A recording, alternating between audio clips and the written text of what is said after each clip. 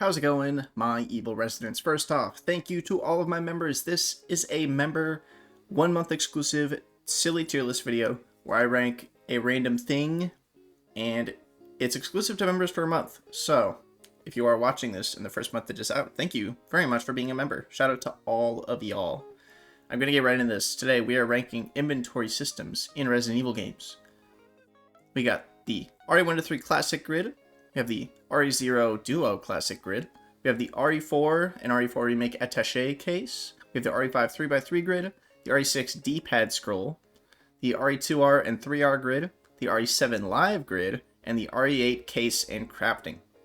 So, we're going to take these one at a time. We're going to start with the classic one, the OG. I'm going to give this... We should probably talk about categories, shouldn't we? So I'm mainly ranking these based off of how much they add or detract from the gameplay. Would the game be better if it had a different inventory system? Would the game be worse if it had a different inventory system? That's kind of how I'm ranking this, and just how fun it is to engage with, how snappy it is, how responsive it is, stuff like that.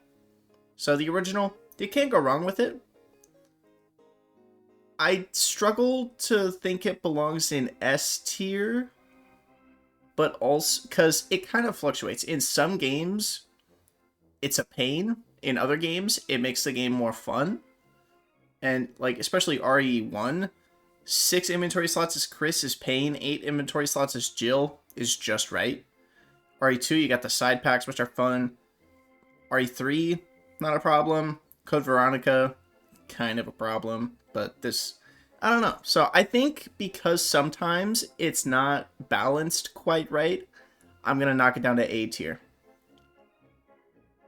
I'm going to put it right there. I don't know why my photo editor is running so slow, but we ball, I guess. Okay, next up, the RE0 Duo Classic Grid. I have mixed feelings about the RE0 inventory system.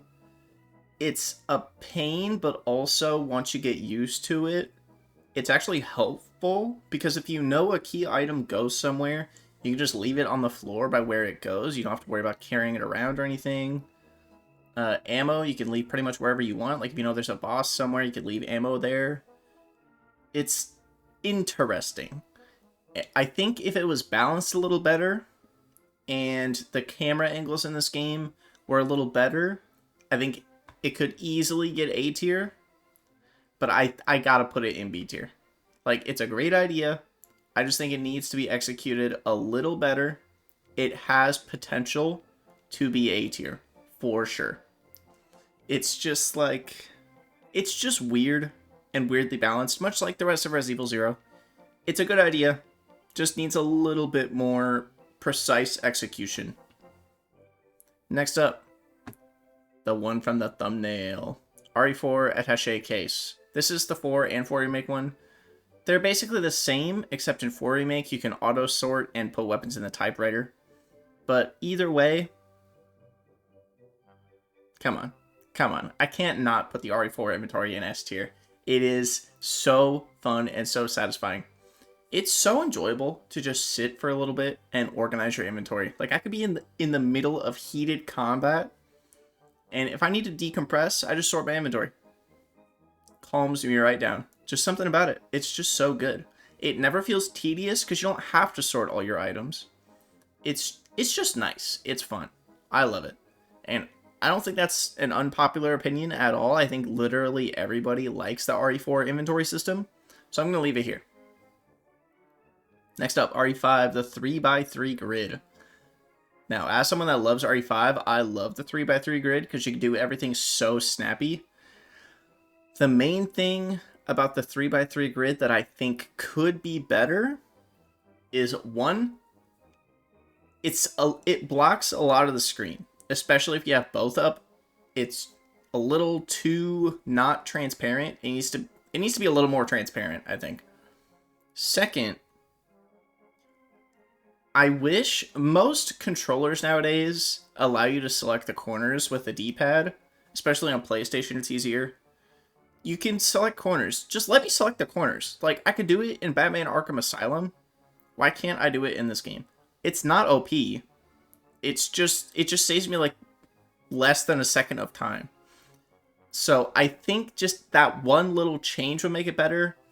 That and adding some more hotkeys for giving partners items. Like I think when you you should be able to have ammo hotkeyed or healing items hotkeyed, like in one of the 4 quadrants, and just be able to press up and then quickly press something else to just give it to them. I know you can technically do that, but I never want them in my main 4 slots. So I never engage with that mechanic. If I could put them in the corners, select the corner slot, and then do it, it would be so much better. Just, it works really well. It works with the partner system, but it just needs a little bit more fine-tuning to be as good as the attaché case system. That is all. I genuinely think that the 3x3 grid is that good. It works so well for Action Resident Evil. I love it. It's so fun. Next up, we have the RE6 D-pad scroll. I'm an RE6 defender. This inventory, man. Oh boy. It's not engaging at all. And it doesn't service the game in any way. You can still do some stuff like you can in RE5 with like using your inventory while doing melee attacks, but you can't do it nearly as much. The herb system, once you get used to it, is good, but it's not explained very well. And it has this like hotkey select like the D-pad where you keep spamming it, but one, it discourages you from changing weapons unless you're doing a melee attack, which I don't like. It literally completely slows you down. I don't like that. Most of the inventories are so bright that you cannot see while you are changing weapons. Especially with how dark this game is sometimes. Sometimes this game is straight up pitch black. It gets that dark in this game sometimes. I really think just make the inventory, just don't make it bright neon colors, and it immediately jumps up to B rank. That's how, I don't know if other people have this issue, but I rarely change weapons in the middle of combat in this game because of that. It blocks so much of my screen. I don't like it. Like, it doesn't technically block a lot of the screen, but with how bright it is, it makes everything in the back washed out and you can't see. Between that, it's slowing you to a crawl if you change weapons while you're just walking, like not doing a melee attack. The fact that you have to like spam the button like a million times, select a different weapon, and then you can't just like select which direction you want them on. Like if I could select, like press Y, and I could hotkey if I want my weapon in the vertical scroll or the horizontal scroll, cinema. Or I could just choose to not have it on there. Like I would probably remove grenades and stuff like that from there and just have the 2 scrolls. That would actually be really good. That would be really nice and it would be really quick. But even if they do fix that, they gotta just redesign the UI because it's too bright. That's it. Okay. RE6 rant over. Moving on to the RE2R and 3R grid. This one, I think this one's tough because I know this isn't really a problem on your first playthrough, but every subsequent playthrough, I rarely have issues with space management in RE2R and 3R, especially RE3R. Very, very little problem. They give you so many slots that I think it actively takes away from the difficulty of the game. I know. That might be a bit of a hot take, but I wish they gave you like 1 or 2 less hit pouches in this game to work with. It's just, so I'm almost tempted to put it in C rank, but I think I'm going to put it in B rank, right next to the Duo Classic grid, because it's fine on its own. It's a good system. I just think it needed to be tuned a little better to fit the game, especially in RE3 Remake. I lump them together because they're almost exactly the same system. They work a tiny bit differently, but no big enough change to make one worse than the other. So I really just think that it gives you too much space. That's the only, like... And with how good these top 3 inventory systems are, the RE4, RE1-3 Classic, and our RE5, just, they're so tightly balanced. They're so good. just the RE2R and 3R, just that one change with not working super well with the game balance, I think drops it down to B. I do think I'm going to move this to C, though, because I feel weird putting these on the same tier, but they are very different in quality. So I'm going to put that in C. I'm going to leave this in B. I think that's good. And honestly, I'm going to put this down to F. I'm going to put it in F. Yeah, I know. Something's got to go in F. And I think one other thing later is going to go in D. So, yeah. Next up, RE7 Live Grid. I don't know if this is because I'm an impatient-ass bitch, but I love inventorying while nothing is happening. I love it. I love that I can do that. Because, like, I don't know how many of you guys watching this channel like Dark Souls, but I love doing stuff in my Dark Souls inventory while I'm just walking places. You can't quite do that in RE7, but it's kind of the same vibe. It's like, I love that it doesn't pause the game when I go into my inventory. It's so nice. I love it. It saves time.